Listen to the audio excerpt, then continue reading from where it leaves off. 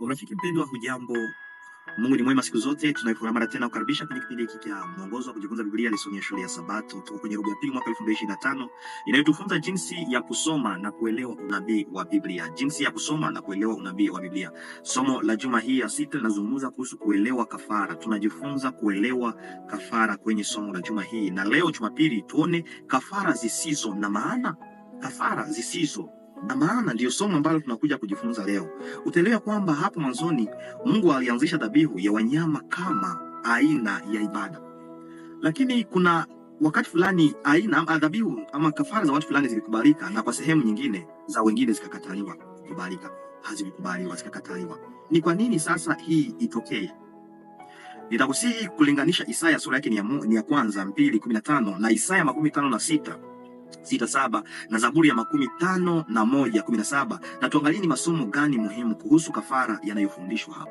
Basi Mungu atuongoze kupitia Roho Mtakatifu tuelewe undani wa somo hili la kafara zisizo na maana.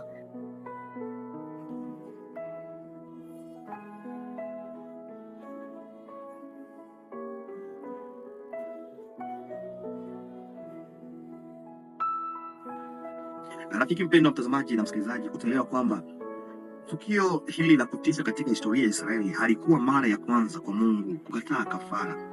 Unaposoma kwenye kile kitabu cha Mwanzo sura yake ni ya 4:3-7 na Waebrania 11:4, unaona hapo wakati Mungu alialika Kaini na Abeli kutoa kafara dhabihu, hiyo ya Abeli ikakubalika, ya Kaini ikakataliwa. Utajiuliza ni kwa nini? Kwa sababu Abeli alitoa kulingana na jinsi Mungu alivyomwamuru kutoa, na moyo wake ulikuwa kwa Mungu. Lakini kwa upande mwingine Kaina alitoa kile ambacho yeye mwenyewe ndicho alitaka. Kuna ni tofauti, ni vitu viwili tofauti: kutoa unachotaka kutoa na kutoa kile ambacho Mungu amekuomba kutoa. Mara nyingi katika sadaka ama katika ibada yetu tunamfanyizia, ukijua kwamba kutoa ni ibada pia, ndio. Kuna mara tunatoa kile ambacho sisi tunataka kutoa, hatutoi kile ambacho Mungu ametuomba kutoa. Sehemu nyingine tunatoa sadaka kwa wingi, mechaniquement, comme nikisema comme une formalité. Tunapokuwa mbali na Mungu, ibada ama kafara kama na hizo na dhabihu kama na hizo hazikubaliki. Mungu anachokubali ni kile ambacho umetoa kwa moyo ambao uko karibu na yeye. Amesema kwenye kile kitabu cha Isaya, umati wa dhabihu zako.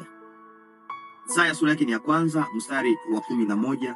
Maneno ya Mungu yanasema, umati wa dhabihu zako kwangu ni nini? Asema Bwana, nina zaidi ya sadaka za kuteketezwa za kutosha za kondoo waume na mafuta ya wanyama wanono. Sipendezwi na damu ya ng'ombe na wanakondoo na mbuzi. Anachokitaka Mungu kulingana sana na kile kitabu kile cha Zaburi ni kwamba anataka moyo uliovunjika.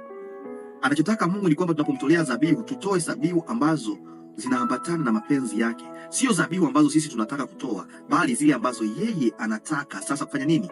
Kutoa.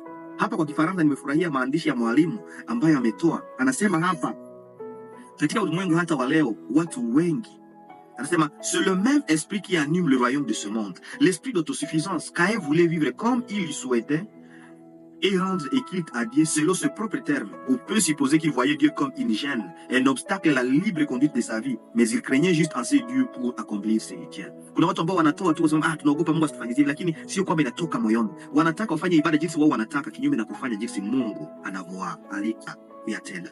Lakini Abeli kwa upande wake, yeye alitoa kile ambacho Mungu alimwambia kutoa, na hakitoa kwa moyo wa upendo. Rafiki mpendwa, mtazamaji na msikilizaji, mahali pote ulipo, nataka nikukumbushe tu ya kwamba sio sadaka zako zinazompendeza Mungu, lakini namna ya kuzitoa na kile ambacho Mungu amekuambia kukitoa. Kaini pamoja na Waisraeli wengi wa wakati wa Isaya hawakutaka kupatanisha maisha yao na Mungu, wala hawakuona umuhimu wote wa kuokoa katika dhabihu yao. Abeli kwa upande mwingine alijitambua kama mwenye dhambi na kumtambua mwana kondoo kama mbadala. Mungu akusaidie kutoa dhabihu kama hiyo ya Abeli ambayo Mungu ameomba, na unapojitambua usiwe kama Waisraeli wa wakati wa Isaya ama kama Kaini ambaye anatoa comme formalite, haelewi sens profond ya anachokifanya. Mungu akusaidie unapoishi, unapoabudu Mungu, unapomrudishia zaka na sadaka, uvifanye moyo kulingana na jinsi Mungu amekuamuru.